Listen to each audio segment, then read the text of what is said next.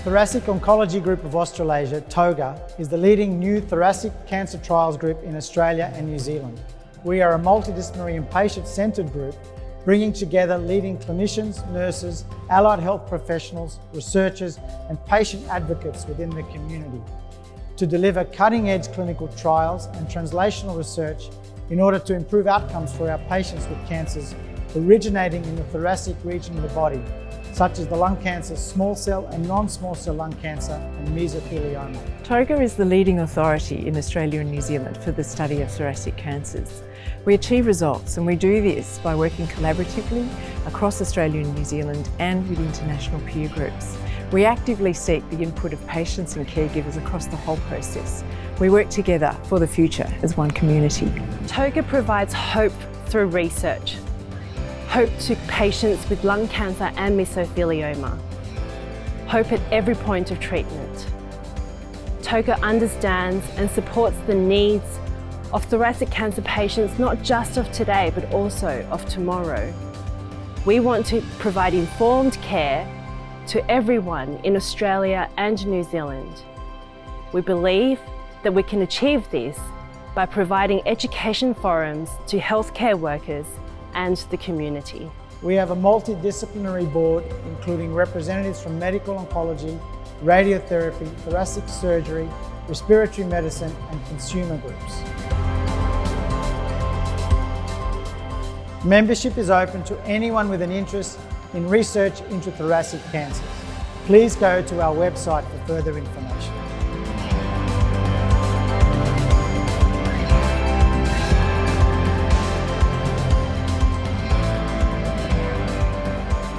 Welcome everybody to the 2024 Post-ASCO Symposium, TOGA Post-ASCO Symposium. It's a delight to have everybody here. We've got record number of registrants, I've just heard, which is fantastic.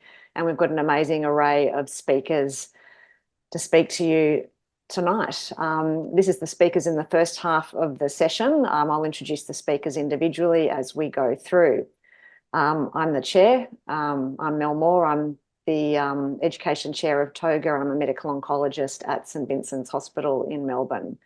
I'll start by acknowledging the traditional custodians of the land on which we live and work. We pay our respect to their elders past, present and emerging, and we also extend that respect to all Aboriginal people. I'd also like to thank our sponsors this evening, AstraZeneca and Pfizer. These educational events would not be possible without their ongoing support, and we are greatly appreciative of their support of our TOGA educational events. Just a little bit of background on TOGA before we launch in. We have a lofty vision to eliminate thoracic cancers as a source of death, disability and suffering. And we aim to do that through research, clinical trials, education and advocacy. And obviously sessions like tonight are part of the education remit to make sure that we're all up to date with the latest data. We're a multidisciplinary organisation. Most of you online are probably members, but for those of you who are not, very much encourage you to join. Anyone who's interested in thoracic cancers is welcome. We're not a medical oncology only organisation, and the QR code there, if you wanted to scan that, will lead you to membership applications or else the TOGA website. This is the program for the first half of this evening. We have three fantastic speakers, and then we'll have a short session at the end for questions and answers. You have the ability to enter questions and they'll come through to me and I'll moderate those. It's a short discussion period, so we probably won't, I doubt we'll get through everybody's questions, but we'll try to have a representative sample. All right, so first move on to our first speaker, Associate Professor Tom John, who needs a little introduction to this audience. Tom is a medical oncologist specialising in thoracic malignancies and genetics, who works at the Peter MacCallum Cancer Centre here in Melbourne. Tom actually presented an oral abstract at ASCO on some of the ADAURA data, which he'll no doubt be updating us on. So we're honoured, Tom, to have you updating the TOGA membership and others this evening. Over to you. Thank you, Mel, and thank you to the organisers for the invitation to speak at this. I'm tasked to present on early stage lung cancer, and there's actually quite a lot that that was presented at ASCO this year. But I'm only going to really try and focus on these four, and I've got 15 minutes, and I'm pretty sure it's going to take me the entire 15 minutes to get through them. So to begin with, let's go straight to the LAURA study. This was a much anticipated study presented in a plenary session. It actually received a standing ovation. The LAURA study was much anticipated because it looks at stage 3 non-small cell lung cancer with EGFR mutations. All these patients were randomized after completion of chemoradiation. Now, that could either have been sequential or concurrent, and they were randomized to osimertinib or placebo. Now, interestingly, the treatment continued until progression. So there wasn't a finite period of time. It just continued on. So it was either placebo or osimertinib. And the tumour assessments are important because there was a baseline MRI brain and then ongoing CT and brain MRI scans every 8 weeks. Note that there's no PET scans that were mandated. Primary endpoint, progression-free survival, and key secondary endpoints, overall survival and CNS progression-free. Now, there were 216 patients as part of this study, 143 randomized to osimertinib and 73 to placebo. And you can sort of see as you go down there, 5.6 months median follow-up in the placebo arm, 22 months in the osimertinib arm, sort of tells you, what's likely to happen here. But also important to notice that 81% of patients, or 50 of the 73 that were randomized to placebo, ended up crossing over to osimertinib. I've just drawn some red boxes to highlight two things. So firstly, this is predominantly a study conducted in Asia, which is why there's a high proportion of Asian ethnicity, but also that most of these patients were never smokers, very small group that were current or former. And also important to look at staging. So stage 3A, 3B, and 3C, but predominantly a trial of stage 3B and 3A. Now, when you look at the breakdown of stage, so this is using the 8th edition of TNM, and just to point out there, so what we're looking at here is predominantly N2 disease with smaller tumours, T1 to T2, or the larger tumours, T3, T4, which are stage 3B and N3, and very few of the 3C tumours. And so here's the survival curve, which I think was not unexpected. The osimertinib median progression-free survival was 39.1 months and placebo 5.6 months, giving a highly significant hazard ratio of 0.16. I think when we look at the some of these landmark analyses in the placebo arm, only 13% of patients at 2 years are progression-free, which really tells you that perhaps chemoradiation on its own is not as good as we thought. And that does lead you to ask the question, well, did the control arm actually perform as you'd expect? Or did it underperform? So if we look at the overall Pacific study here, which is on the left, you can see at the 2-year mark, this is the 5-year update, but at the 2-year, this is the progression-free survival in the overall study. In the placebo arm, 25% of patients are progression-free, but the actual median is not that dissimilar, 5.6 months. And then Jarushka Naidu presented the EGFR subset last year, and these numbers are very small, as you can see. But the EGFR subset, even here, does seem to do a little bit worse than in the overall study population. So if we look at the forest plots now, again, I've just drawn these boxes around race and stage. So race mainly because the non-Asian subset, the hazard ratios cross unity, but well, the confidence intervals cross unity. But as I said, this is a very small subset in the overall study. And also the more advanced stage, the greater the benefit. Again, as you would perhaps expect. And this is predominantly a trial of stage 3B patients. Again, like in the ADAURA study, we saw that there was a higher degree of brain metastases in the placebo arm, so 29% compared to 8%. And this in itself, that certainly makes you think that PFS and high rate of CNS progression does perhaps lead you to think this is practice changing in its own right. In terms of toxicity, there was concern that the addition of osimertinib would increase radiation pneumonitis, and indeed it does, but it's not as high as we would have imagined. And most interstitial lung disease was sort of grade 1, grade 2. There's a small number of grade 3, 4, and in fact one grade 5 event in this study.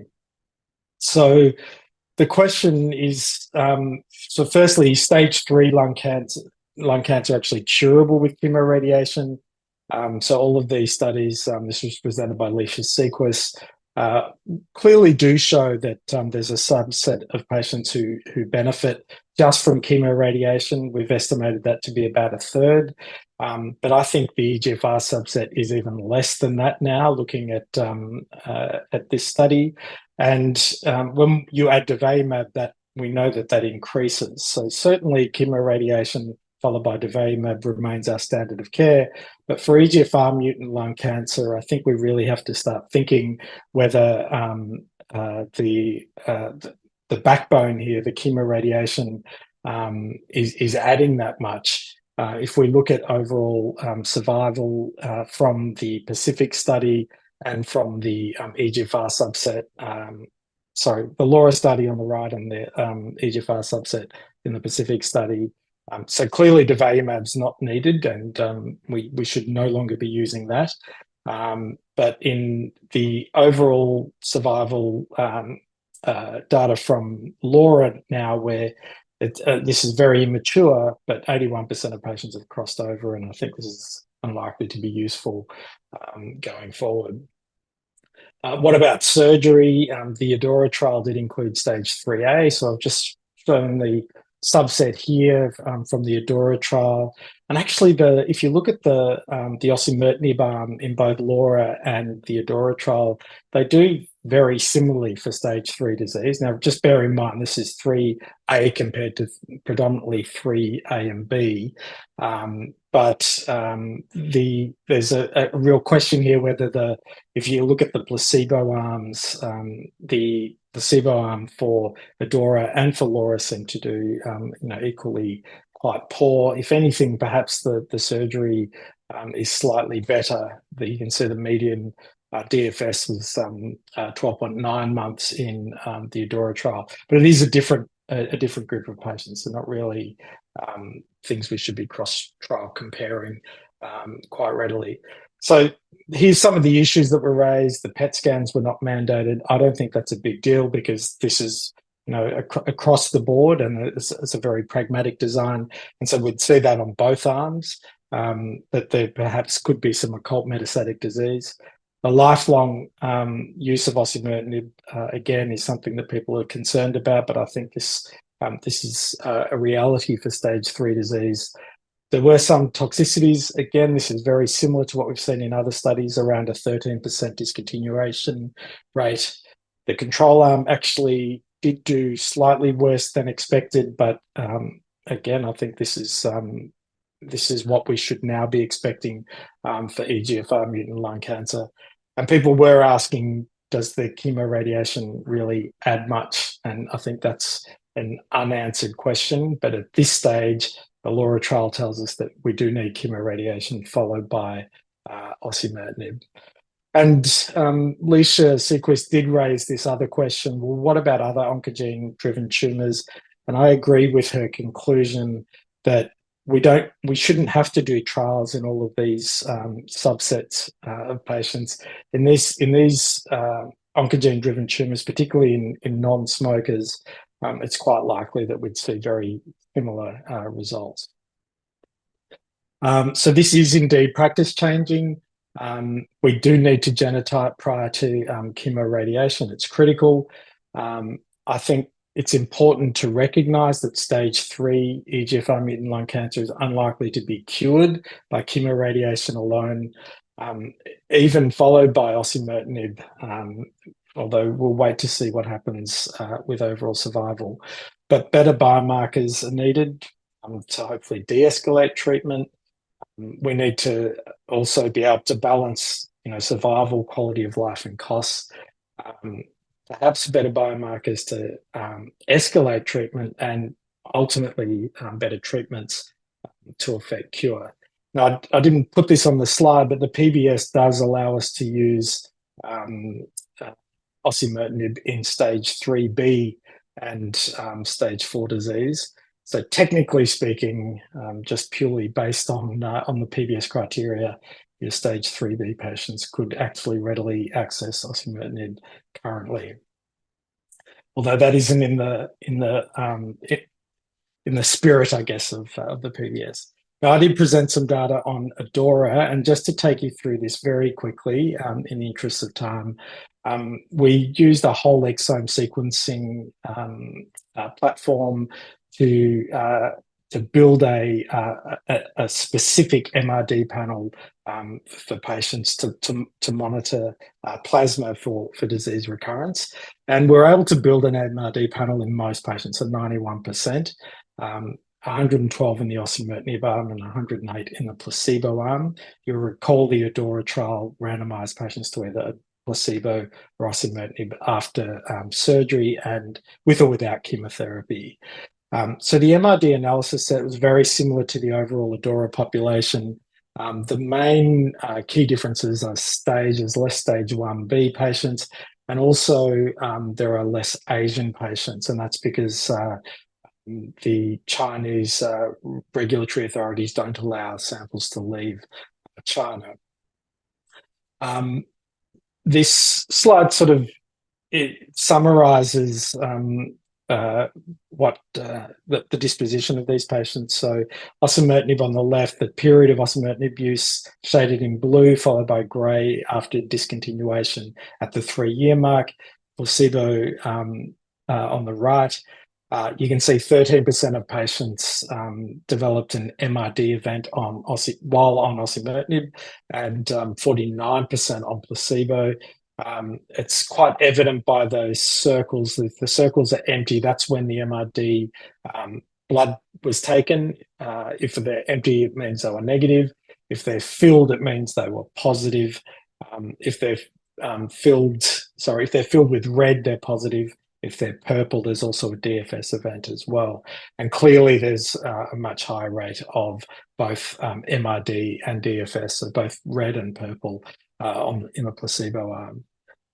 If we then looked at when patients develop these MRD or DFS events, actually 75% of patients did not develop an event while they were on the treatment, on the osimertinib, compared to the placebo, where only 31% of patients did not develop an MRD or DFS event. Most of these events occurred after stopping, so at the 3-year mark. Now, the numbers are small, but 58% of patients occurred within 12 months, and the rest beyond that. But there's a very small group of patients who progress with either MRD or DFS while they're on osimertinib. The other thing that's interesting here is the MRD was able to detect recurrence with a lead time of around 4.7 months. So the MRD changes before you see a DFS event. And I guess the questions are, can you use this to pick the best and worst players and perhaps escalate or de-escalate therapy?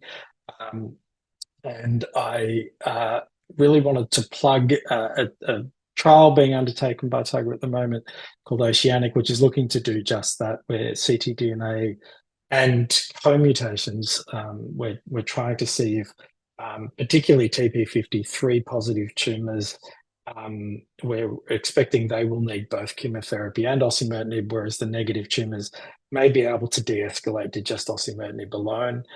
This trial is ongoing despite osimertinib now being available on the PBS. There's still a question here that we think is very worthy of answering in this trial. And just very quickly, this is the 4-year update from the Checkmate 816 study. You'll recall this is a study of neoadjuvant chemo plus Nivo versus chemo alone. And at the 4-year mark, we're now seeing 43.8%, a median EFS of 43.8 months compared to 18.4 months in the chemotherapy arm. So really showing that curve has plateaued. And interestingly, they also looked at ctDNA clearance, and perhaps not surprisingly, whether you receive chemo or chemo plus Nivo, if you clear your ctDNA, those patients have a much better survival. So again, this could be another biomarker of patients that may or may not need perioperative treatment. Now, this last study looked at chemo plus Nivo, followed by perioperative nivolumab. This is the Checkmate 77T study. It also, we've seen the initial readout at ESMO last year. It's a New England Journal of Medicine paper. This is a subset of patients with clinical N2 disease, and this represents a small subset sorry, it's not actually that small a subset, but it's a smaller subset of the overall study. And just to show that the chemo plus Nivo, obviously if you only include patients who have had surgery, the rate of path-CR goes up because you've gotten rid of those patients that you haven't operated on. But also this diagram sort of summarizes what happens to these patients. There's quite a substantial downstaging of clinical N2 disease down to N0. And where this is important is the differentiation, and this is a very nice discussion by Jessica Donington, where she showed that basically if you've got micrometastatic disease, i.e. N2 positive disease, those patients probably benefit from the chemo plus Nivo more than those patients that just have a big tumor that are N2 negative. And this was sort of shown in the survival curves where the placebo arm in this group of patients actually is where the difference is. If you look in the N2 positive on the left compared to the non-N2 positive on the right, it's the placebo arm that does very differently. And this does certainly lead you to wonder, well, what is the best sort of therapy for patients with N2 disease? Because clearly micro metastases and using chemoimmuno certainly seems to downstage much more effectively. So this is my summary. EGFR mutant lung cancer has a poor prognosis without the use of a TKI, and this is both now in the resected and in the locally advanced setting. I think the LAURA study is a new standard of care, that MRD could be a mechanism of determining who can perhaps stop their osimertinib in the adjuvant space. And we've got a lot more questions as we go forward with the neoadjuvant approach, and also now questions about where the Pacific regimen really fits in. So I think this really summarizes where I came out of ASCO. I thought we all thought we knew something, but actually we've still got a much bigger hill to climb. Thank you again for your attention. Thanks, Tom. Beautiful summary of some complex data, and it's not always that we have practice-changing data coming out of ASCO conferences, so very pleasing to see that. And none of the 250 people plus on this webinar will mention your suggestion of some interpretation of the PBS wording. Thanks again, Tom. We'll move on to our next speaker, Associate Professor Jaclyn Yoong. So Jackie is a medical oncologist and palliative care physician from Melbourne. She works at the Northern Hospital, at Northern Health and Monash Health. She's going to be updating us on data in advanced lung cancer as well as palliative care. Over to you, Jackie.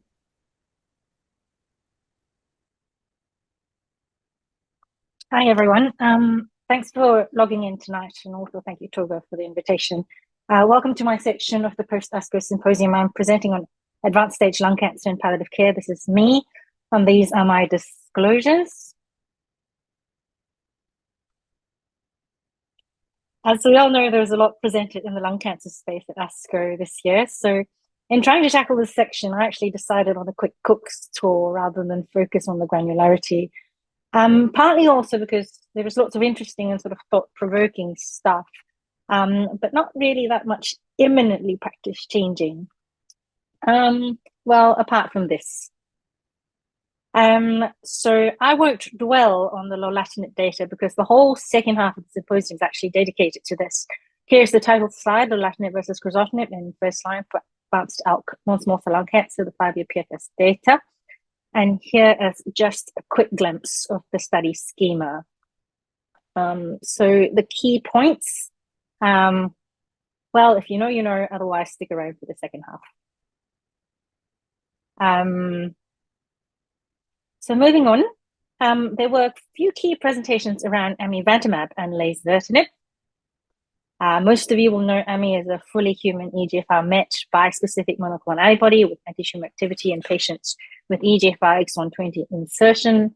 Lazertinib is an oral third-generation irreversible EGFR TKI with brain penetrance that targets the T790M mutation and activating EGFR mutations exon 19 deletion ALK5AR.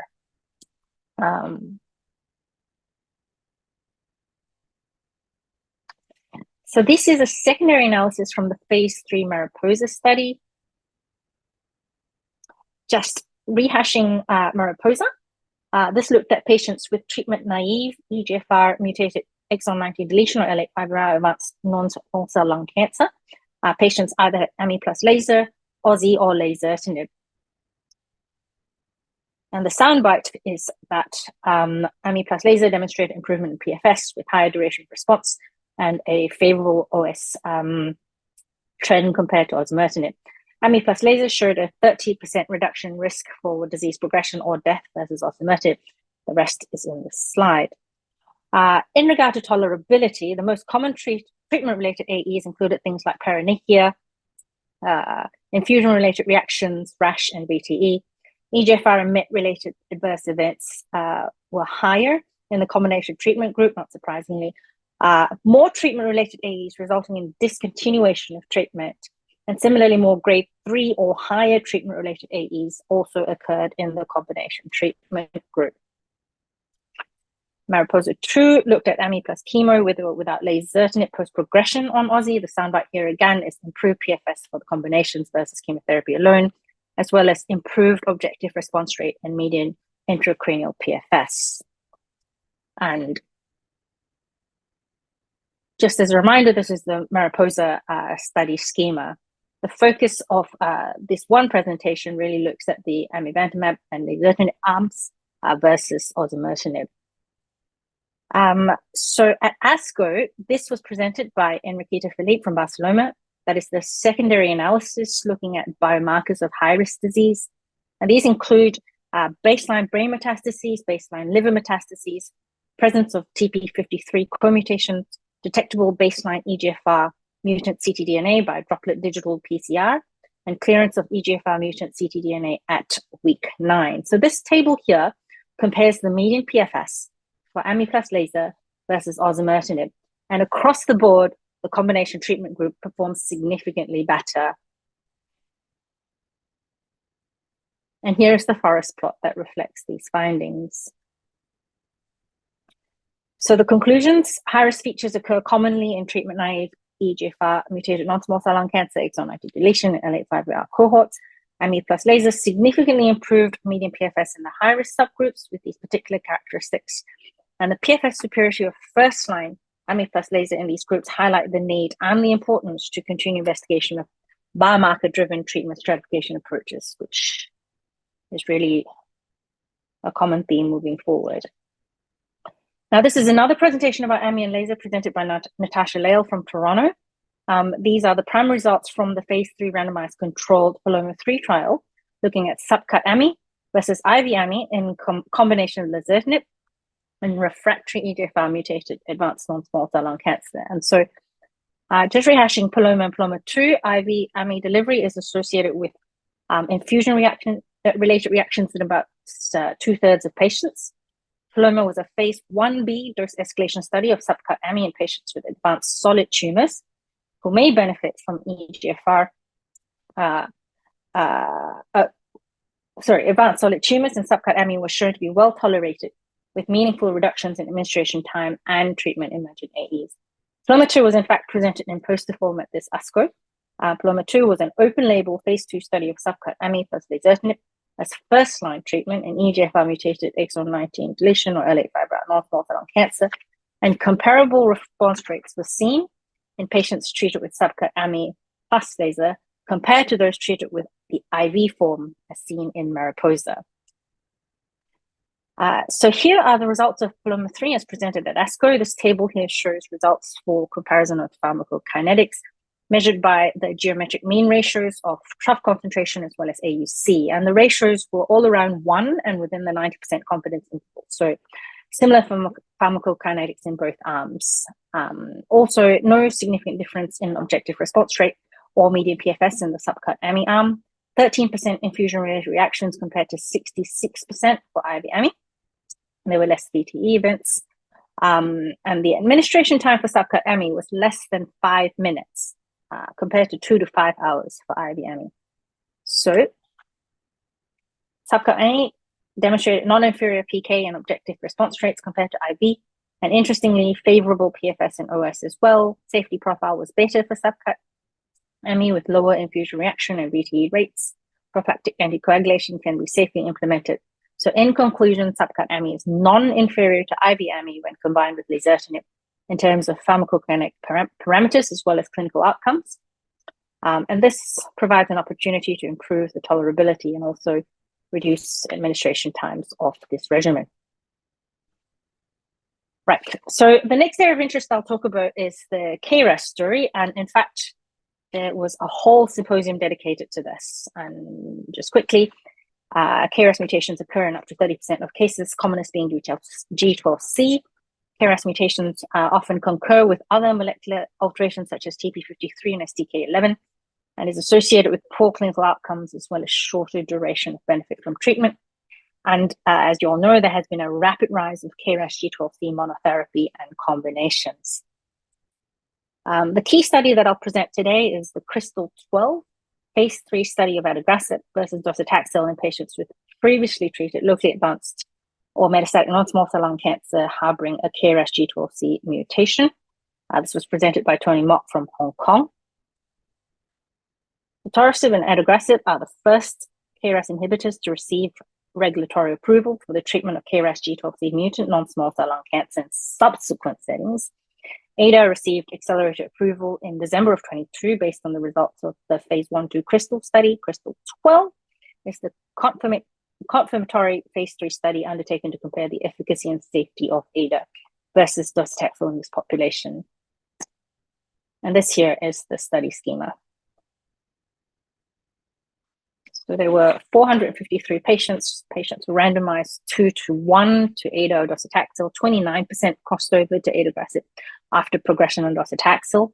At median follow-up, just 7.2 months, ADA showed significant improvement in PFS over docetaxel, and that was 5.5 versus 3.8 months, hazard ratio of 0.58. Table on the left shows key baseline characteristics, including the prior use of chemo-IO. About 3/4 of patients had concurrent chemo-IO, similar in both arms. Table on the right highlights key outcomes, including median PFS, objective response rate, also intracranial response and time to deterioration. Adagrasib was significantly better than docetaxel for all parameters. Patients on ADA had more frequent GI toxicity, nausea, vomiting, and diarrhea, as well as higher rates of transaminitis and creatinine elevation. So in conclusion, ADA showed significant efficacy benefit over docetaxel in patients with previously treated advanced KRAS G12C mutated non-small cell lung cancer, including intracranial efficacy with no new safety signals. This reinforces ADA as an efficacious treatment option for this cohort after disease progression on prior chemo IO. The other KRAS talks looked at olomorasib with pembrolizumab, so immunotherapy, fulzarasib with cetuximab, so targeted therapy, sotorasib with carbopem, so chemotherapy. And the key takeaways were, what is the best KRAS G12C strategy moving forward? What is optimal monotherapy in subsequent settings? What is the best backbone for combination therapy? And in fact, which combination, in what line of treatment, and for which patients? The other headliners include the antibody drug conjugates. Unfortunately, these did not make the ASCO daily news, probably given not phase 3 or no positive outcomes. These include EVOKE-1, Lazertinib govitecan versus docetaxel in patients with metastatic non-small cell lung cancer, previously treated with platinum-based chemo and IO. This was a phase 3 study, and second-line TROP2 ADC was not shown to be superior to standard of care chemo. Icarus Lung 01 was a phase 2 study of Dato-DXd in patients with previously treated non-small cell lung cancer. This included sequential tissue biopsies and biomarker analyses to predict treatment outcome. Now, the study sought to also explore mechanism of action and resistance to ADCs. Patients with non-squamous histology appeared to derive the greatest benefit, but no genomic driver alterations at baseline seem associated with response or resistance to Dato-DXd. And finally, sacituzumab deruxtecan in combination with a PD-L1 inhibitor as first-line treatment for patients with advanced non-small cell lung cancer showed promising results, but needs phase 3 in comparison to standard of care. And NRG-LU002, I actually like this one as a pragmatic sort of patient-centered study. This is a randomized phase 2-3 trial for patients with limited metastatic non-small cell lung cancer or oligometastatic lung cancer, I suppose. 3 or less extracranial metastatic sites with at least stable disease after 4 cycles of first-line systemic therapy. Patients are randomized to either maintenance systemic therapy or local consolidative therapy, which could be radiation and or surgery, and then followed by maintenance systemic therapy until progression, death, or intolerable toxicity. No significant PFS or OS benefit was seen. More toxicity was seen with addition of LCT. So the authors concluded that the study does not support the use of routine LCT, but in real life, this should be selective and individualized treatment based on patients' goals and their context, and with multidisciplinary discussion. At this year's ASCO, palliative care actually scored a plenary, and I should have put this slide earlier so that palliative care is not, as often wrongly assumed, always just at the end. The study compared the effectiveness of early palliative care delivered by telehealth versus in person among patients with advanced lung cancer. The study was led by the same team that conducted the landmark RCT Early Palliative Care for Patients with Metastatic Non-Small Cell Lung Cancer, published in the New England Journal of Medicine 2010. The study was one of the first to show the benefits of routinized ambulatory early palliative care involvement, including better quality of life, improved mood, better healthcare resource use, and possibly increased survival. So this study was conducted between 2018 and 2023, so included the COVID years. 22 sites across 18 states were involved, and 1,250 patients were enrolled. Patients were enrolled within 12 weeks of diagnosis and seen within 4 weeks of enrollment. Patients received either monthly palliative care visits in person or in video. In either arm, patients received an average of about 5 visits per arm. At 24 weeks, patients' quality of life was essentially equivalent in both arms as measured by FACT-L. There was also no difference in satisfaction with care. There's also no difference in mood symptoms. So in conclusion, the study demonstrated the equivalence of effect of early palliative care via video versus in person. Oh, I'm sorry, these are the slides. Apart from the plenary, this was another interesting study led again by Dr. Temmel's group looking at stepped palliative care versus routine palliative care visits for patients with advanced lung cancer. And I think this is intriguing because it is Dr. Temmel's group that did the original randomized control trial with routinized visits. The definition of stepped meant palliative care visits scheduled only at key points, such as change in cancer treatment or after hospitalization. And at 24 weeks, the stepped model resulted in fewer palliative care visits without compromising quality of life and may represent a more scalable way to deliver early palliative care, particularly relevant in a time where palliative care resources are increasingly stretched and demand is increasing. So in closing, I just want to thank TOGA and ASCO for recognizing the importance of integrating cancer in palliative care. And in line with this, I want to highlight some excerpts from the ASCO President Lynn Shooter's address. I am going to read this all out. It's a time when we've made and continue to make extraordinary progress in cancer treatment, leading to better outcomes, even cures for many patients. But we must recognize that these advances are not benefiting all patients, and sometimes our best treatments don't work. The cancer still becomes resistant, or tragically, too many patients actually lack access to treatment. This discordant reality means that while we continue advancing oncology science and fully leveraging the latest technologies, we must ensure these innovations benefit all patients, and we must increase our emphasis on the art of cancer care. This is the human side of cancer medicine, engaging with the patients and their families with deep compassion and understanding, weaving in supportive and palliative care as an integral part of treatment as we try to achieve the best possible outcome for our patients. Because even as we stand on the brink of this new scientific and technological era in medicine, remember that no algorithm, no robot, no machine can explain to patients with human compassion what their cancer is, what their choices are, and what their future may hold. Nor can AI replace us in understanding what patients want, their values, needs, and desires, and those of their loved ones. These are the things that we, not just as clinicians, but as human beings, must do for our patients. This is the art of cancer care, and there is no substitute. Thank you for listening. Thanks, Jackie. Very well said at the end there. It's always wonderful to get your, I guess, dual interpretation and viewpoints from both the medical oncology and the palliative care point of view. So it's very much appreciated. We'll no doubt tap you on the shoulder again. We'll move on to our third and final speaker for this first part of the session. I'll introduce Associate Professor Steven Kao, who's a medical oncologist at the Chris O'Brien Lifehouse in Sydney. He is going to be talking about updates in mesothelioma and small cell lung cancer from ASCO. Over to you, Steven.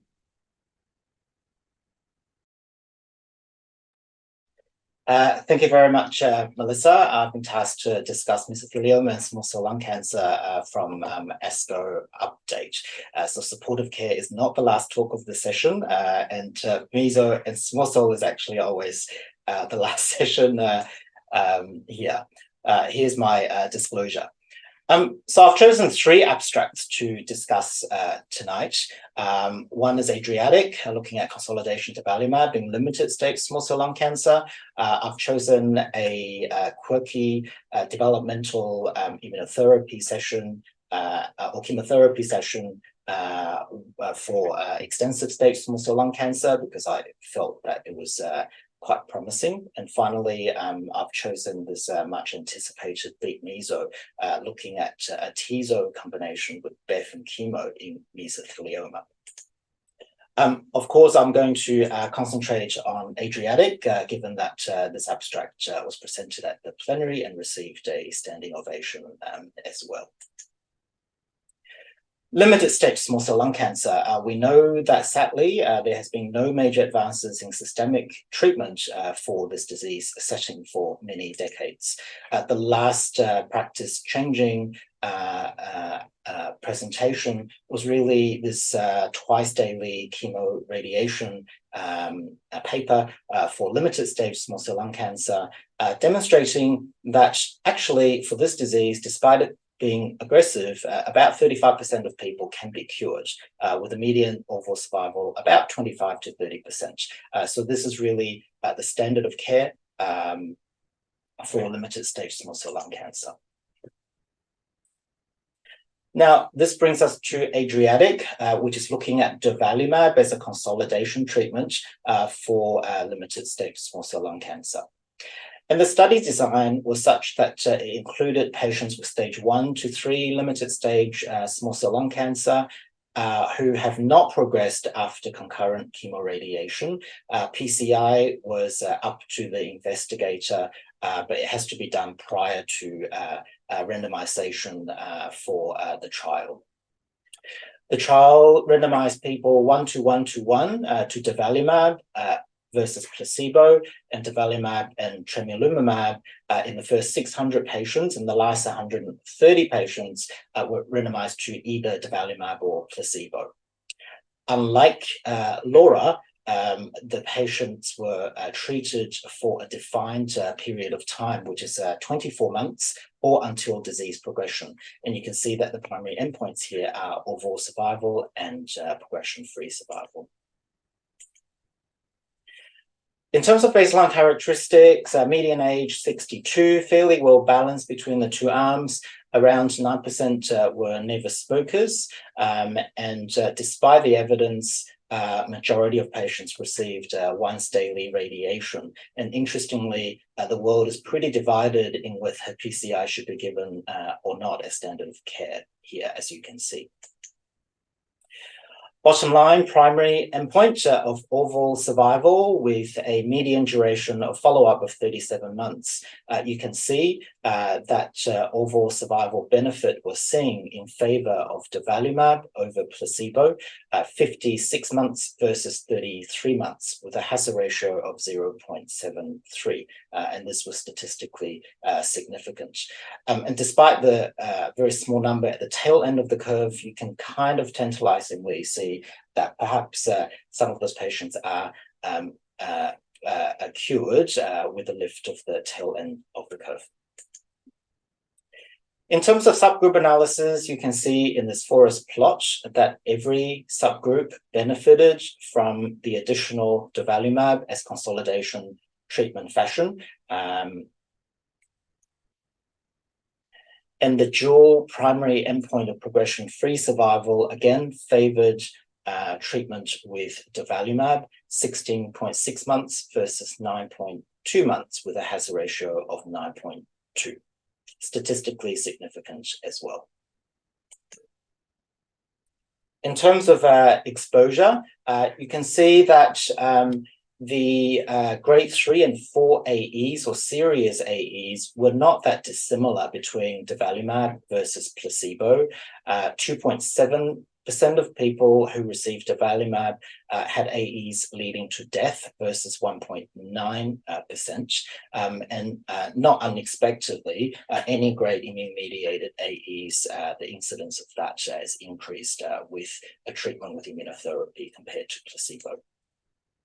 And of course, in a treatment setting where we have given patients previous radiation, as medical oncologists, we're always interested in seeing whether durvalumab increases the rate of pneumonitis. You can see here that there are actually two pneumonitis AE terms here, but if you added it up, it's actually not significantly increased in the durvalumab treated arm.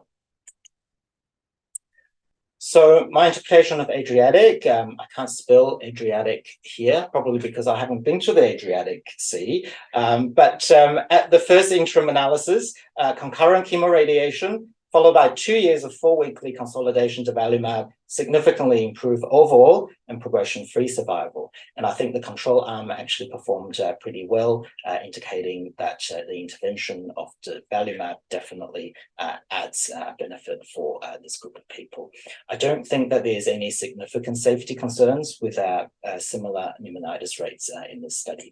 And so in my mind, this is definitely a practice-changing study deserving of a standing ovation. Now, next study is this SEZ6 or seizure-related homolog protein 6 using a drug called ABBV-706. Now, the interesting thing is that in small cell and large cell neuroendocrine tumor, there's an overexpression of SEZ6 protein. And interestingly, it's all normal, or expression is not increased in the normal tissue. ABBV-706 is a SEZ6 targeting ADC with a topoisomerase I inhibitor payload.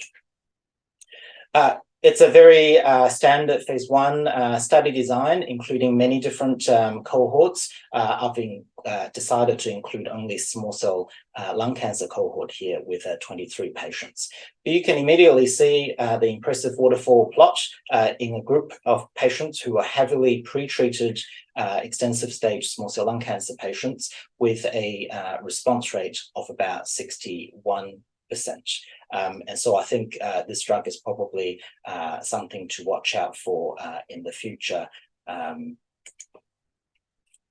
So my interpretation, SEZ6, highly expressed, appears to be very active in heavily pretreated small cell lung cancer. And interestingly, I think for this compound to be to have a future in small cell, I think it needs to demonstrate CNS penetration. And I think that's going to be the anticipated results in the future.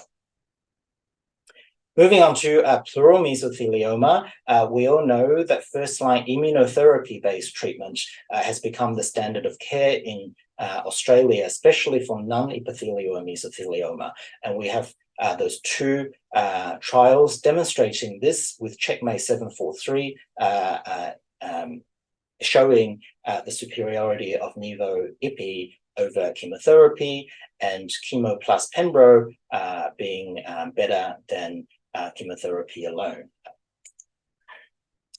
So the trials that were yet to read out prior to ASCO 2024 were BEAT-Meso, which used atezolizumab plus bevacizumab combination in addition to chemotherapy compared to chemo-bev. And of course, our DREAMer study is yet to read out. And there's also a study called EVOLVE-Meso, which is looking at chemo plus a bispecific antibody against PD-1 and CTLA-4.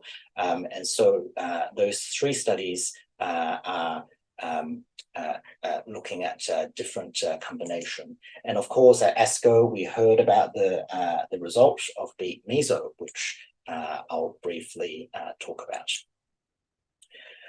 So this is pleural mesothelioma patients randomized into control arm with addition of bevacizumab compared to the other studies, with an intervention arm with additional atezolizumab until disease progression. The arms were fairly balanced in terms of epithelioid and non-epithelial, and of course, majority of patients had epithelioid mesothelioma, and majority of patients actually had a PD-L1 negative disease measured by tumor proportional score. Primary endpoint was overall survival, and you can see here that this was not statistically significantly increased with the addition of atezolizumab with a hazard ratio of 0.84, although still in favor of the experimental arm, a p-value of 0.14. And you can see that what we know already, which is that in the histology subgroup, people with epithelioid subgroup didn't really benefit the additional immunotherapy, whereas non-epithelioid subgroup benefited significantly here. And interestingly to me is this PD-L1 subgroup as well. So the negative PD-L1 didn't seem to benefit either, and PD-L1 positive patients seem to have benefited with additional atezolizumab, in line with the ipi/nivo data as well. Secondary endpoint PFS in favor of the experimental arm. And in terms of safety, it's kind of interesting to me. I'm not sure why the creatinine increased AE was significantly higher with additional atezolizumab compared to the control arm. But otherwise, it looked pretty balanced. So overall, a negative study. Primary endpoint of OS was not met. But however, I think this study does reinforce the concept that the magnitude of benefit for immunotherapy-based treatment is greater in the non-epithelial mesothelioma, and interestingly to me, the PD-L1 tumor proportional score positive patients. And I guess, why is this negative? We have to remember that other study, the control arm did not have bevacizumab. We do know that bevacizumab have activity in mesothelioma based on the MAP study published about 10 years ago. And so that may explain why the study ultimately failed. So in summary, ADRIATIC, practice-changing consolidation to Palliative for 2 years after chemoradiation in limited stage small cell lung cancer. ABBV 706, interesting protein set 6 is something to watch out for. Pleural mesothelioma, this study, additional atezolizumab is not practice-changing, but as I said, I think it reinforces what we already know, which is non-epithelial meso. Immunotherapy-based treatment is definitely the way to go. So with that, I'd like to thank you for your attention. Thanks, Steve, for a fantastic summary as always. And I find it very hard to believe that there's any body of water in the world that you have not been near, but we'll believe you about ADRIATIC. We've gone a little bit over, but we'll take a little bit of time out of the next session just so we can have some question and answers with the panel. And thank you for sending questions through. We probably won't get through all of them, but we'll just pick a few out to put to our panel. So I'm hoping we're now in panel view and you can see us all. Tom, start with a question for you. Someone made the point about the 8 weekly scans or scans every 8 weeks in the LAURA study and how reflective that is of our everyday standard of care practice. Yeah, it's probably more than what we would generally be doing in this group of patients. I think on the whole, I tend to repeat scans every 12 weeks. But, you know, the primary endpoint here was progression-free survival. Obviously, the more you image, the sooner you are to hit that endpoint. So I'm sure that was probably their reasoning for more frequent imaging in the study. Yeah, so it makes sense in the context of a clinical trial, but may not be what we do in our own practice in real life. Yeah, I mean, we've generally done that as, you know, a standard that, you know, there's no real, isn't a study that really says you should definitely do 8 weekly or 12 weekly imaging. It's just sort of how we've always done sort of the post adjuvant and you know, post chemo rad sort of imaging.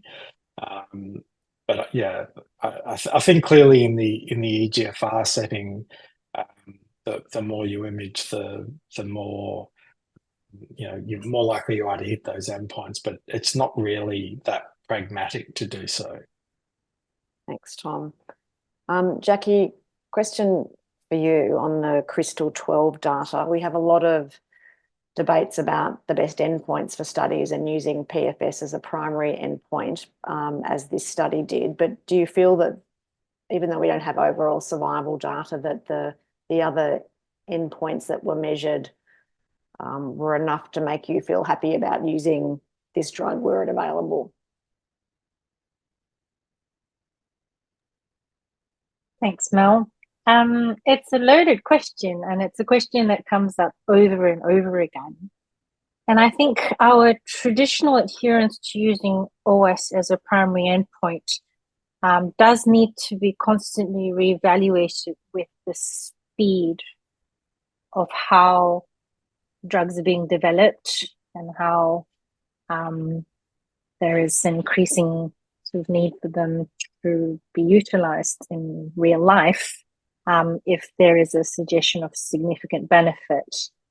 And so that's not really answering the question one way or the other, but I do think that the traditional notion of overall survival is needing to be reevaluated in the current environment of R&D and drug development.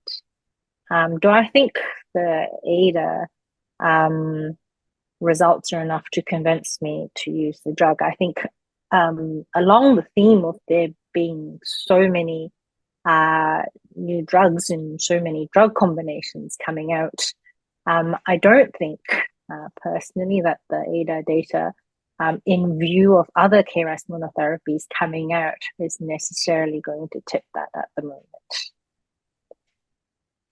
Thanks, Jackie. Some questions that I could pose to both Tom and Steve regarding LAURA and ADRIATIC, but I'll start with you, Steve. It's a question regarding people that have pneumonitis in clinical trials and this being a potential exclusion criteria. So if patients have a history of pneumonitis, they can't get on studies.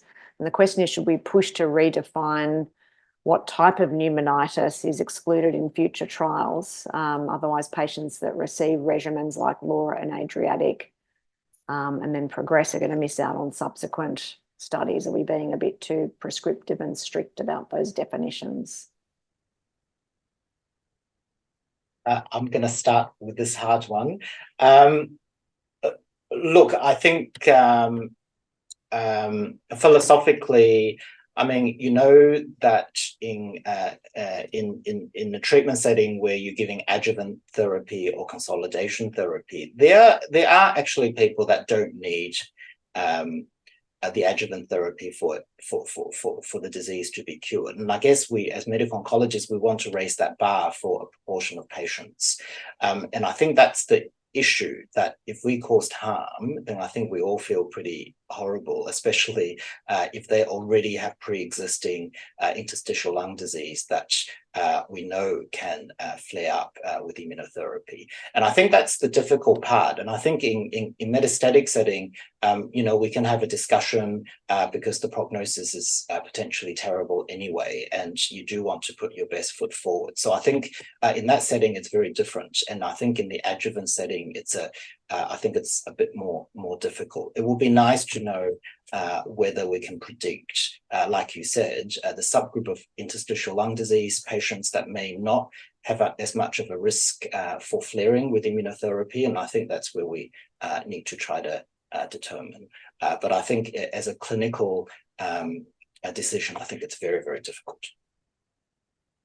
Tom, do you have any comments on that in light of the LAURA? I completely agree with Stephen there. I think the issue here is we're talking about curative intent therapy, and you know, for any of us who've watched someone die of pneumonitis, you know, I don't think you can really change trial endpoints to allow for that and that potential increase in pneumonitis. We do see from real world data, you know, so once a drug gets listed, you know, people do look to use the drug in these sorts of tricky settings. And some of the real world data, so the Pacific R study, actually the endpoints are very similar to the Pacific data itself, and some of those patients were certainly not the same ECOG performance status.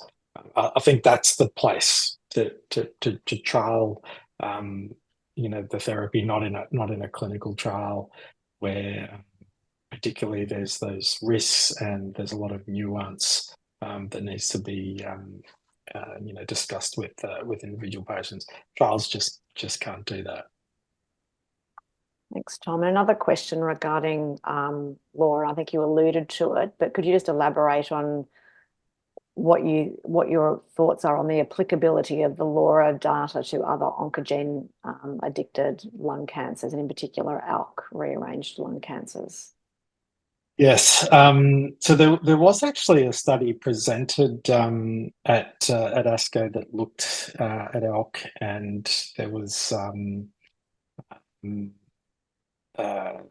a benefit in the patients who received adjuvant alectinib, and I think there's no question in my mind that that group of patients would derive a very similar benefit to what we've seen in LAURA.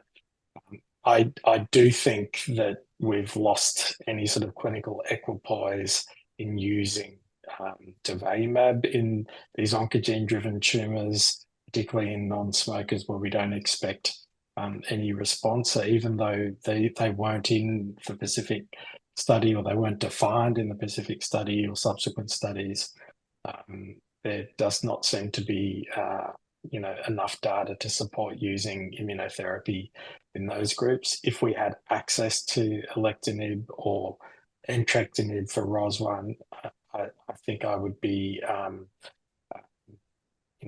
inclined to use it, despite not actually having randomized phase 3 data like the LAURA trial, because I do feel that the chance of curing those patients just with chemo radiation is still not that high. Thanks, Tom.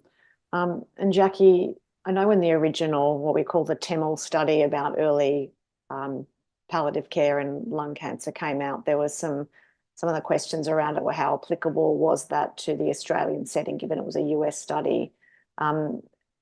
Given the data that you've presented from ASCO this evening, do you think that data is applicable to the Australian setting? So I think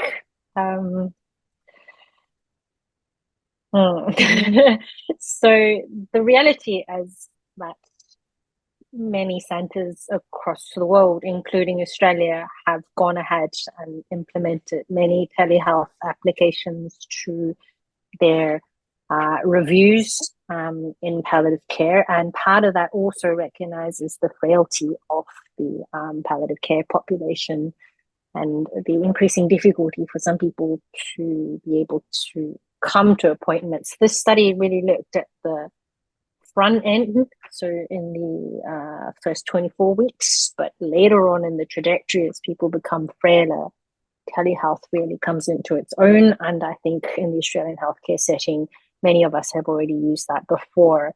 I've said this to a couple of my colleagues. I think one of the reasons that these sorts of studies from the TEML group, for example, get to a stage like the ASCO plenary is not necessarily so much because of the result, but more because of the academic and scientific rigor that these studies are done in. Palliative care studies are very difficult to do, again, partly because of the frailty of the population.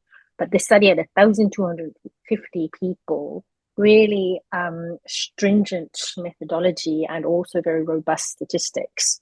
And so I think in a way it's more reinforcing what we do rather than necessarily being applicable to what we do. Thanks, Jackie. We could go on, but time has run out. We haven't got to all the questions, sorry, but there's no doubt this was an amazing ASCO for thoracic malignancy, so much so that one of the questions that's come through is how did any non-thoracic oncology abstracts make it into the plenary session? So we'll take that as a comment, not a question, as Tony Jones would say. Thank you so much to all three of our wonderful speakers. It's not easy to digest and present data in a succinct way. You've done a fantastic job and appreciate your contribution as always. I'm now going to hand over to the chair for the second half of this evening's proceedings, Dr. Rebecca Tay, who is a medical oncologist at the Royal Hobart Hospital and also the Icon Cancer Centre. Beck, over to you and good luck for the second half. Thank you so much, Mel. So welcome to the second half of our this evening, our TOGA post-ASCO microsatellite symposium. So our focus tonight will turn now to ALK-positive non-small cell lung cancer, with the overarching theme of, does the latest 5-year data for lorlatinib change the paradigm for lung cancer treatments moving forward? So we'd like to thank Pfizer for sponsoring this session, and we're joined this evening by Professor Ben Solomon, Dr. Mal Itchins, and consumer advocate Graham Hall, as we discuss some of the latest data in the ALK space.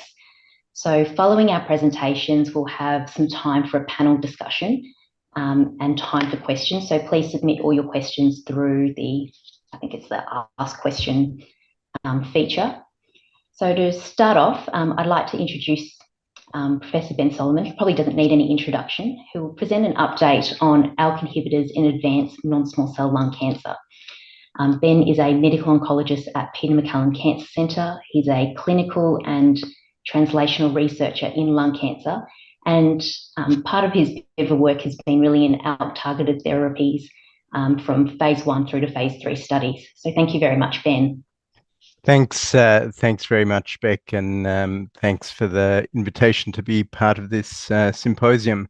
So I'll be talking, in the first part of this symposium, I'll be talking about some of the progress in advanced stage ALK-positive lung cancer, and Mal in the second part will be covering some of the recent advances in earlier stage disease. So we know that ALK rearrangements are found in about 5% of non-small cell lung cancers, and it's really important to make sure that we test tumors to find these ALK rearrangements, because as we've seen, there's a massive impact with targeted therapy. So we can test with immunohistochemistry and FISH, and recently next generation sequencing has bene reimbursed by the MBS, and I think is a great way to do multiplex testing for relevant oncogene markers. And the guidelines recommend that we test all newly diagnosed non-squamous non-small cell lung cancer patients, and potentially also selected patients with squamous cell non-small cell lung cancer. So this is an area where we've seen tremendous progress. ALK rearrangements were only identified in 2007. Crizotinib, the first-in-class drug, was approved in 2011 by the FDA, and since then we've seen the advent of second, third, and now even fourth-generation inhibitors, which are more potent and have better CNS coverage. And we've really seen transformative results from the second-generation inhibitors. The results from the ALEX study are shown in the curves on the left, a median progression-free survival of 34.8 months, with a 3-year landmark progression-free survival of 46 months. And quite similar data with brigatinib, a median progression-free survival of 24 months and a 36 landmark PFS of 43 months. And in recent times, these two drugs, together with lorlatinib, have been the main frontline treatment options. So we had some new data at ASCO from the CROWN study. We had a 5-year update of efficacy and safety.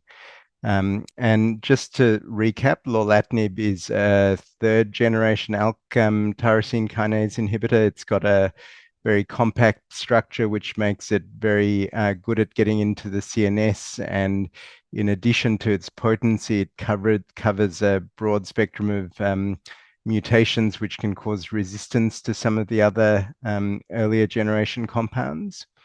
And in this study, patients with newly diagnosed ALK rearranged lung cancer were randomized to treatment with lorlatinib or to crizotinib, which was the standard of care at the time the study started, much like the ALEX study and the ALTA-1L study. And the primary endpoint was progression-free survival by independent central review.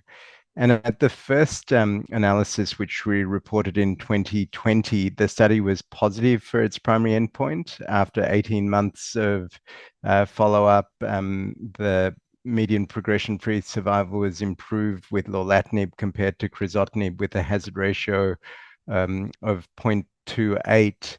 And the median progression-free survival hadn't been reached with lorlatinib. The results were updated after 3 years, and at that time, we had similar follow-up to the ALEX study and the ALTA-1L study with 3-year progression-free survival with lorlatinib of 63% and a hazard ratio of 0.27, but we hadn't reached median progression-free survival. So it was of interest to get additional follow-up. And at this analysis, the study follow-up continued longer than expected, and the protocol required independent review of scans up to 3 years. And this 5-year update was based on investigator review of scans.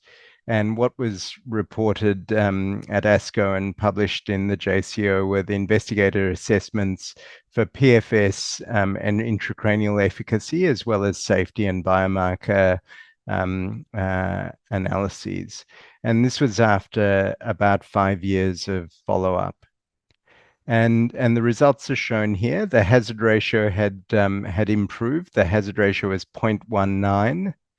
The median progression-free survival with crizotinib was 9.1, but had not been reached with lorlatinib after 5 years.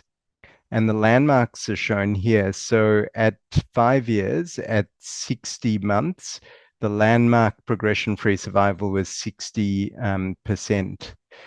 So these progression-free survival results have not previously been reported in ALK-positive lung cancer, and indeed, actually, with any targeted therapy in lung cancer, or actually, to my knowledge, in any solid tumor.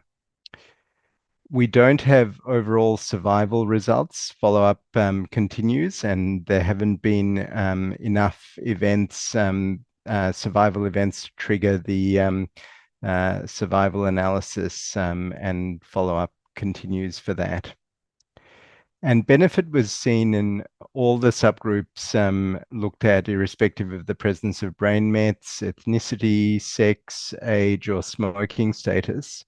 And looking more closely at brain metastases, the hazard ratio in patients who had brain metastases at diagnosis, which was about a quarter of the population, was 0.08. And in patients without brain metastases, the hazard ratio was 0.24. Another really important aspect of the study was looking at intracranial efficacy. And one important parameter that was looked at was time to intracranial progression. And this was possible because the study required patients to have MRI scans at baseline and then every 8 weeks. And what you can see here is the results for the entire population, where in contrast to the steady progression in the brain that we see with crizotinib, this was markedly reduced with lorlatinib. And at 5 years, the probability of being free of intracranial progression was 92%, with a hazard ratio of 0.06. And I think it's quite informative when you look separately at patients with and without brain metastases. So in patients with brain metastases, so this is about a quarter of, so brain metastases are an important problem in patients with ALK rearranged lung cancer. So in patients who had brain metastases at diagnosis, the hazard ratio is 0.03. That's not a p-value, that's a hazard ratio. The 5-year probability of being free of intracranial progression was 83% with lorlatinib. And you can see steady progression in the brain with crizotinib. And in patients without brain metastases, the hazard ratio is 0.05. And a 96% probability of being free of intracranial progression at 6 years. There were only 4 events that were recorded, and there were no progression events in the brain after 16 months. And I think this speaks to the ability of lorlatinib not only to prevent progression of existing brain metastases, but to prevent development of new brain metastases. And in terms of safety and toxicity, I think it is important to appreciate that lorlatinib does have a different toxicity profile to other ALK inhibitors, and it is important to be able to be aware of these toxicities and to be able to manage them proactively. So the grade 3, the rate of grade 3 or above adverse events was 77% with lorlatinib compared to 55% with crizotinib. And the most frequent adverse events were elevations of triglycerides and cholesterol, as well as weight gain and hypertension. And the adverse events led to discontinuation in 5% of patients, but with the additional follow-up, there were no additional discontinuations after the first 26 months of treatment. Another important point was that there was a post hoc analysis performed looking at the effect of dose reductions. So dose reductions are a really important tool to manage toxicity, particularly CNS toxicity. And outcomes in patients who had dose reductions in the first 16 weeks were not inferior to patients who didn't, both in terms of progression-free survival, but also intracranial efficacy as measured by time to intracranial progression, indicating that this is a sort of safe and effective way to manage these toxicities. I'll just say a little bit about some of the biomarker data. This circulating tumor DNA was collected at baseline and end of treatment. And in contrast to the samples collected from patients on crizotinib, where we saw new single and compound mutations in ALK, we didn't see any ALK mutations in the lorlatinib-treated patients, suggesting that the mechanisms of resistance are different with first-line compared to later-line lorlatinib. So I think these are the summary of the results. We haven't seen progression-free survival results like this or this degree of intracranial control with lorlatinib, and this is the longest PFS that we've seen in ALK-rearranged lung cancer, or indeed in advanced non-small cell lung cancer. And I think they support the use of lorlatinib as a first-line treatment option. So that's how far we've moved with third-generation ALK inhibitors. And I'll just, although this wasn't specifically presented at ASCO, just mention that there are fourth-generation compounds in development. There's a compound called NVL-655 from a company called Nuvalent. And this compound has similar potency against ALK to lorlatinib, but it covers more mutations, including compound mutations, than lorlatinib does. And there's an ongoing phase 1/2 trial, and results, some preliminary results were presented at the end of last year showing some encouraging results. The study is still ongoing. So I think that's and sorry, as a result, it received FDA breakthrough designation a month or so ago. So I think that's all I had to say about advanced disease, Beck. Thank you very much, Ben, and congratulations to you and the Crown team. It's absolutely groundbreaking data. It's not often where you have to clarify that that's a hazard ratio, not a p-value. But so I look forward to discussing a little bit more in our discussion a bit later on. We might move on to introducing Dr. Mal Itchins. So Mal's going to present on ALK TKIs in early stage non-small cell lung cancer, the current and the future. Mal is a medical oncologist at the Royal North Shore Hospital and Chris O'Brien Lifehouse. So thank you very much, Mal. Thank you, Beck, and thank you to the committee at TOGA for inviting me to angle in on some of Ben's ALK data. It's a pleasure to be here. So I'm going to take us through the early stage, which I'm defining as also those that are locally advanced. So it was late last year at ESMO, Ben presented the awaited ALINA data, which is now in April of this year been published in the New England Journal. And this is a randomized phase 3 study in resected ALK-positive disease, stage 1B, so at least a 4-centimetre tumour, up to stage 3A from the older AJCC 7th edition. Randomizing in a 1-to-1 fashion alectinib at the standard dosage for 2 years versus platinum-based chemotherapy for 4 cycles. So unlike the ADAURA study, there was no chemotherapy prescribed in the intervention arm. There was also no crossover designed into this study. So the primary endpoint was disease-free survival. An important secondary endpoint, as we've just heard, and I'll show the data on, was CNS disease-free survival.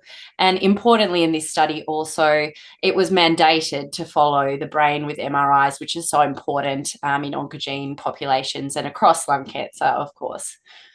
So in brief, the patient demographics from ALINA, they were a younger population as may be expected in ALK. There was an even spread, as we would also expect, of Asian and non-Asian individuals. Almost the majority, or 50%, was stage 3A, including again 50% N2 tumours. Most were of a non-squamous histology and most had a lobectomy. So the disease-free survival primary outcome was strikingly positive with a hazard ratio of 0.24, and again reminiscent of what we'd seen a few years earlier from ADAURA. 1 year after alectinib was ceased, so at that 36 month mark, there was an improvement in disease-free survival with an absolute improvement of 35%. Overall survival, not unexpectedly, very immature, and we will need to wait, I'd hazard a guess, a number of years. With regards to the forest plots, all subgroups, as expected, certainly benefited from alectinib. And then, as mentioned, importantly, again, as we saw in CROWN in the advanced circumstance, moving to the early, absolutely alectinib protected the brain in ALINA from recurrence. Out to 36 months, there were 16% more in the chemotherapy arm who had had a CNS recurrence, and it goes without saying an extremely important event to prevent. So the hazard ratio in benefit for alectinib, 0.22. Alectinib is certainly tolerable. I think that we've got good experience, of course, in the advanced setting, but not completely harmless. So I would say that 30% experienced a grade 3 or 4 toxicity with alectinib, but importantly, only 5% required cessation of drug in the alectinib arm. However, 26% did require a dose reduction and a dose interruption. Looking there at the tornado plot, in those that experienced at least 15% of toxicities, the most common was actually an elevated CK. However, moving down further, you'll see that an elevated CK doesn't always correlate with the clinical symptoms of myalgias, although this is certainly a focus with alectinib. A transaminitis needs to be watched out for. And absolutely, I noticed that constipation is something we talk about in the clinic with alectinib, and of course manageable with preemptive care. So we saw at ASCO important patient-reported outcome data presented by Dr. Nishio. And this in the first to the left shows us out to 12 weeks, which is really that duration of 4 cycles of chemotherapy. In fact, there was an improvement across all health domains of quality of life with alectinib, and as expected in that 12-week period, a decline in quality of life. Moving then importantly down to the bottom out to 96 weeks of follow-up. Alectinib, initially we did see a drop in physical performance, which was really coming up to par with the dotted line here, which is the normal population, by over 12 weeks. And mental health was really maintained throughout on the alectinib arm. As expected with chemotherapy again, during that course of chemotherapy, there was a drop in health in quality of life, but that did thankfully also improve up to par beyond the chemotherapy period. So alectinib is absolutely an international standard of care now for resected ALK-positive lung cancer. Here highlights the NCCN guidelines where it is listed as the recommended choice in resected ALK-positive disease. In Australia at the moment, currently there is a co-payment option being offered by Roche, which is on an individual case-by-case discussion request. I have heard on the grapevine that this may translate over 2 years to approximately $60,000. And to try and edge out a little bit more information before this talk, of course, PBAC application is planned, but I'm unable to ascertain a timeline as yet. So the pros and the cons and the questions, as we've seen, Alina has provided us a clinically significant and meaningful delay in disease recurrence, which is so important for these individuals. And I didn't focus on the control arm, but, absolutely, the majority of people with resected ALK-positive lung cancer are not being cured. So this represents a huge unmet need. Protecting the brain is so important. And thankfully, ALK inhibitors are very well tolerated. The cons are, do we need to wait for overall survival before we can access readily alectinib in this circumstance? The cost, of course, in the adjuvant setting, and perhaps not everybody requires adjuvant treatment, but many do in this circumstance. Of course, we are focused on toxicity considerations. So the question marks, which I'll spend the final few minutes talking on, is, we'd hazard a guess that there will be an overall survival benefit, but will this translate to cure, or are we very significantly and importantly delaying recurrence? Of course, as we heard earlier, we need biomarkers to best tailor our treatments. Does anyone in an ALK circumstance need chemotherapy post-resection? And the most important question in this space is, how are we going to be detecting early stage disease? And very unfortunately, in a well-often population, almost 80% will present with advanced disease de novo. So in brief, as Tom and I do share a number of slides, as we heard, the OCEANIC study is trying to understand further risk in an oncogene population resected. We are very, focused and interested in understanding those that have positive MRD post-operatively. Should they need more therapy and perhaps chemotherapy with an ALK inhibitor? Perhaps. We saw Charles Swanton group publish a very important paper in the recent week, really showing that those with TP53 loss of function underperform in an oncogene population. And these are those that we probably will be needing to do more for in a resected circumstance. What's interesting is Roche have a platform study with a couple of arms in ALK soon to be opening.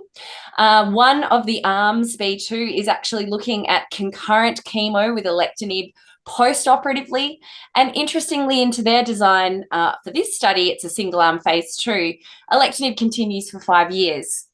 Similarly, there's a neoadjuvant arm to this study looking at 4 cycles of platinum-based chemotherapy neoadjuvantly in a resectable population with alectinib, and then again alectinib out to 5 years. And we'll be opening this in our centre and a number of other Australian sites, I'm sure.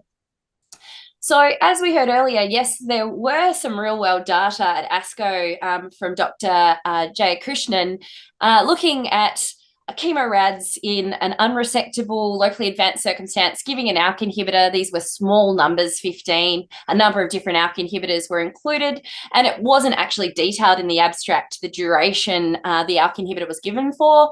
But we see a curve here for an ALK inhibitor post-chemorads. We see the blue curve for a Pacific-based approach, which becomes downward trending. And then we see that chemorads alone approach with a curve there very mirroring of what we saw for the control arm with LAURA. So I think I could not agree further. Waiting for randomized phase 3 data in this circumstance would be unfortunate. And I was interested to hear you are right. ALK inhibitors are available on PBS in a stage 3B circumstance. So Roche do have a platform study, however, open in a number also of Australian sites, which includes an ALK arm, but which is a little uncomfortably randomising locally advanced ALK positive individuals to receive alectinib versus durvalumab in a 1-to-1 setting. Unlike LAURA, it's 3 years of alectinib for this particular study post-chemorads, so some interesting data to come. And as we heard also, of course, we hope that minimal residual disease will further inform how to dose escalate and de-escalate also in ALK across the board for oncogenes in a resected setting.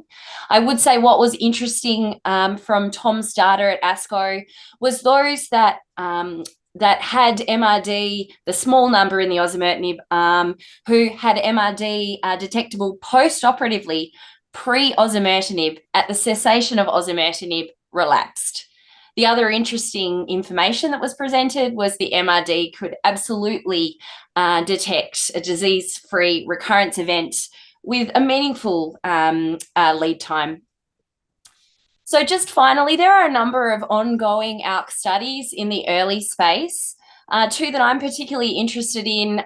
One is in China with induction lorlatinib for 12 weeks and then 2 years post-operatively lorlatinib. I'd love to see ALK inhibitors move also into the neoadjuvant setting. There's also an Italian study looking at this same neoadjuvant or perioperative approach for alectinib. And then finally, to re-borrow this slide from the discussant at ASCO, again, I couldn't echo more that in rarer oncogenes and particularly fusion oncogenes where we have highly efficacious agents in the advanced circumstance, highly CNS penetrable, tolerable, we want to be extrapolating these data and accessing, these therapeutics in an early stage, not needing to wait another 5+ years. So finally, ALK-positive lung cancers are an important biologically unique subset of lung cancers. Early disease should also be treated with ALK inhibitors. We've seen the data. Absolutely, a neoadjuvant chemoimmunotherapy approach should not be the way forward in these individuals, and it isn't supported by evidence. So absolutely, as Ben said, all individuals should be tested for ALK and a suite of oncogenes, regardless of stage. Absolutely, the MDT selection for these cases to take forward for, an operative and a curative approach is so important, and including baseline PETs, I think, very important. Open questions include in an ALK setting, do we need to give any chemotherapy? How long do we need to give therapy for, of course? And my final comment would be that, again, extrapolating, if I had all access, I'd actually be using lorlatinib in a resected setting, but that might be taking things a step far for tonight's meeting. So that was everything from my end. Thank you so much, Mal. A lot to pack in the last 10 minutes. So we might move on to our panel discussion, and there's lots of great questions coming through. And I'd just like to introduce our third panel member, Graham Hall. So Graham is a patient advocate for lung cancer since 2018. During this time, his advocacy work has increased funding for lung cancer nurses. He's established the ALK Positive Australia charity, and he generously shares his story for, to achieve better outcomes for all patients living with lung cancer. So thank you, Graham, for joining us as well. So I might just start with a question. I might start with you, Mal. So we've seen sort of these unprecedented outcomes that Ben's presenting from the CROWN data. So now in June 2024, you see a patient with newly diagnosed advanced ALK-positive non-small cell lung cancer. Is hands down lorlatinib your TKI of choice? And when would you maybe not consider lorlatinib? Yeah, thanks, Beck. Yeah, absolutely. The data are the data. So it would be an opt-out, and we've been saying this for a little while, not an opt-in for lorlatinib for me. I am mindful of the neurocognitive toxicities. I think that they are manageable with an early dose reduction and very important patient education. But in unmanaged mental health and in perhaps a more geriatric population where cognition is extremely important to hold on to, that's a group where, perhaps I may have a careful discussion about selecting a second generation ALK inhibitor. Thanks, Mal. And Ben, do you have anything to add? No, I think no, I agree completely with Mal. I think it's I guess a little while ago, we had the NCCN guidelines which listed 3 ALK inhibitors and said they were all sort of options. I think certainly in terms of efficacy, lorlatinib stands out from the other 2, and by quite a big way.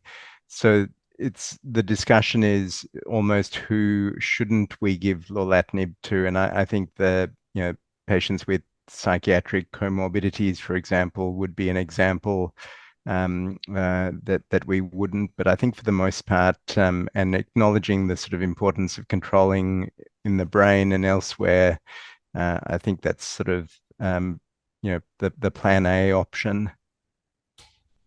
I just ask out of curiosity. So for those that are on, say, like alectinib now, or they're on a second gen, because I'm pretty sure there's not too many on the first gens anymore.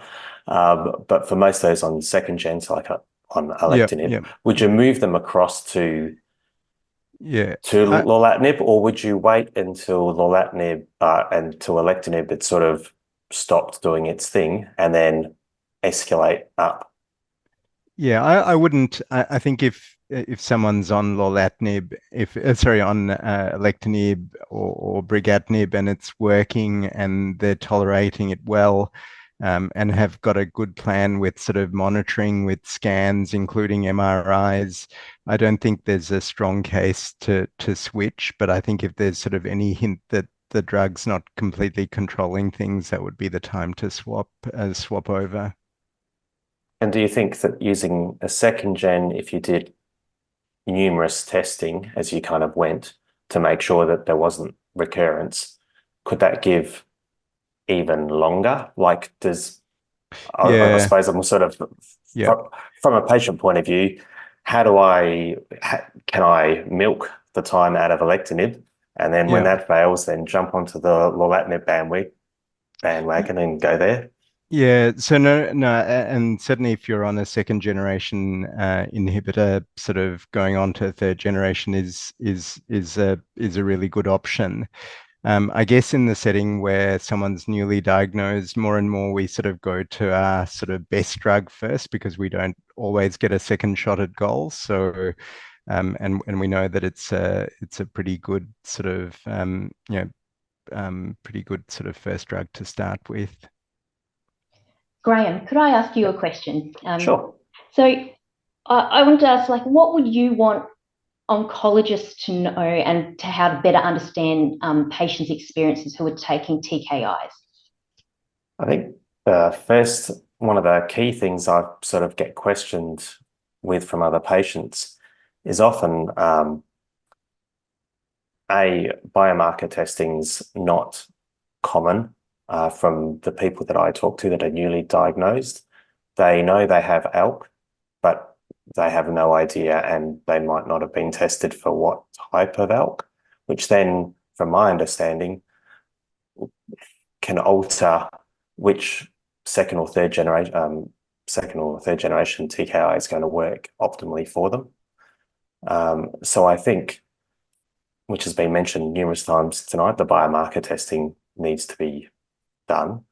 The other one is the patients often want to know, how do they know if it's progressing, or how do they know that it's coming back? We all get scanxiety, we call it. Every scan, we sort of get very anxious. Is it back? Is it not? Is it under control? Having a known timing of that, or a set standard of the plan of when you're having a brain MRI and PET scan or CT, depending on the oncologist. I think they're the really important things that the patient wants to know, that they're getting looked at and they know someone's watching out for when this comes back, because it isn't, as far as I'm aware, it's incurable. So they want to know, is someone looking out for me, and will we get on top of it quickly, rather than how most of us find it, which is by accident or it's already spread. Yeah. So we have received a question asking, given the good PFS data that we've seen with lorlatinib, what are our surveillance protocols for scans in the real world? Understanding that, the median PFS at 5 years has, not been reached. So maybe Ben, if you... Yeah, so I think, as Graham was saying, I think it's something you discuss with every patient, and you've got to have a follow-up plan that the patient is comfortable with, acknowledging all the issues related to scanxiety, which is a real thing. I generally do scans, so I will do the sort of first scan after about 2 months when people start on treatment, to make sure things are heading in the right direction. But if they are, then I tend to do scans 3 monthly. I do include MRI scans at least every 6 months along the way, and I generally sort of stick with 3 monthly. Sometimes we go to 4 monthly, particularly if people are traveling and so on. If there's something that we're watching a little bit more closely, we are worried about, we might sort of bring the scans forward as well. Yeah, thanks, Ben. And Mal, I might ask you this question. So someone's asking, is brain radiotherapy indicated now for patients on an ALK TKI? Yes. So I think, at our centre, we have an enthusiastic radiation oncology department whom, in an oncogene setting, will perform stereotactic radiosurgery. I think our upper limit has been around 18 lesions. If there's extracranial control and it may delay us moving to a more toxic therapy, it's a careful, of course, case-by-case selection. I think that avoiding whole brain radiotherapy is an absolute priority and has been for some time. I have some ALK patients under my care who I think have had whole brain radiotherapy over 7 years ago and are doing reasonably well. I think they were lucky to have good protoplasm in the brain prior. But I've reflected on, that being pretty remarkable before we had brain penetrable drugs. So still an important place, but select and targeted. And maybe a final question I might address to Ben.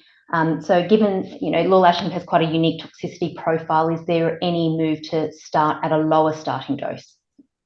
Yeah, that's a great question. And so we sort of know that if you start, so the 100 milligrams is the sort of standard starting dose, and we know that it's okay to dose reduce. And I think there is a case, at least in some patients, to start with a lower dose, such as 75 milligrams or even 50 milligrams. But if it's tolerated well, then look to sort of increase, from 75 milligrams back to 100, or 50 to 75 and then 100.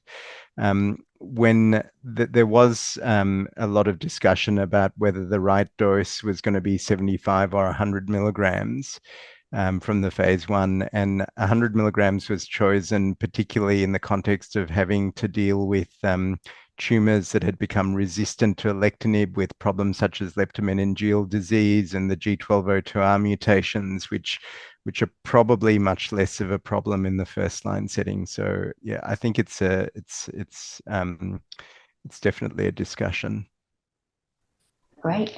So we might close off the question and answer. Thank you to Ben, to Graham, to Mel for your time this evening. So we've hoped everyone in the audience have also learned something or found this symposium helpful. Please let us know what you think via the feedback survey, which will pop up on your screen. We hope to see you at our next TOGA ASM, which is the 31st of July to 2nd of August. And finally, we'd like to thank our sponsor, Pfizer, again for this evening. And thank you very much.